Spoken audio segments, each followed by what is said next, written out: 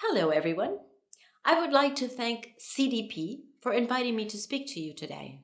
And I would like to thank you, the companies, for participating in CDP and reporting your climate actions. Where climate change was once a backroom issue, it is now a boardroom issue that is creating new standards in corporate accountability and transparency. Disclosure has hit the big time. And it could not have come at a better moment.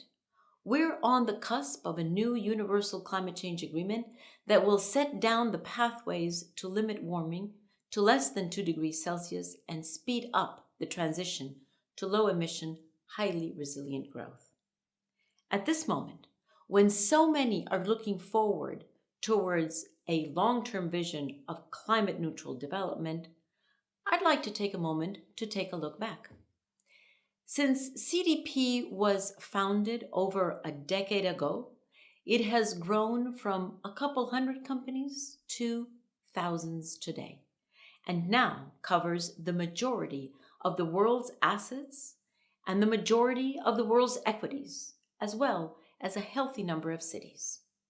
The world has woken up to what you have long known, that measuring and disclosing the carbon footprint is the first step towards reducing it and to managing the risk that it represents. Now that we have more certainty regarding the impacts of climate change, there is a growing call for even wider disclosure coming from stakeholders, shareholders, and key members of the investment community. Recently, as I'm sure you know, Bank of England Governor Mark Carney said that climate change threatens global financial stability and prosperity. The systemic risks he referenced is of concern to all of us, and I welcome the increased understanding and focus on this issue. As the governor highlighted, the risks that climate change poses fall into 3 categories: physical, transition, and liability. Whether it is avoiding a physical loss of assets, eventually paying out for liabilities that we're incurring today, or the risk of stranded assets in the transition to a low-emission economy, disclosure helps investors make informed decisions about what to include in their portfolios. With estimates suggesting that upwards of 30% of assets are carbon entangled and a much higher level than that are affected, investors need CDP data to manage their risk exposure as the world transitions to a new model of growth and prosperity.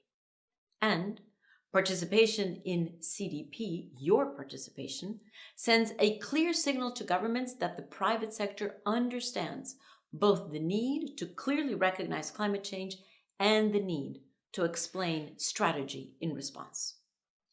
In this way, you are adding to the growing momentum of support for a positive outcome to be agreed in Paris, and you're adding to the potential for success beyond the agreement. I'd like to thank CDP and everyone reporting through CDP for getting us here, because the world is just beginning to act on your crucial efforts. This makes the next 10 to 15 years crucial as the entire global economy will transition to a new model of growth. I ask you to continue your visionary work. As I recently reminded a London audience, the time has come to redefine what we mean by business as usual. The world is no longer in business as usual. We are now in business as urgent. Paris is our opportunity to transform development and realize a prosperous, carbon-disclosed, and soon climate-neutral future that is rich with opportunity. Let's work together to make the most of this new industrial revolution, and let's celebrate the tremendous potential of thousands of great companies that participate across the globe. Right here, right now. We must do this. We can do this. We're doing it. We will do this together. Thank you.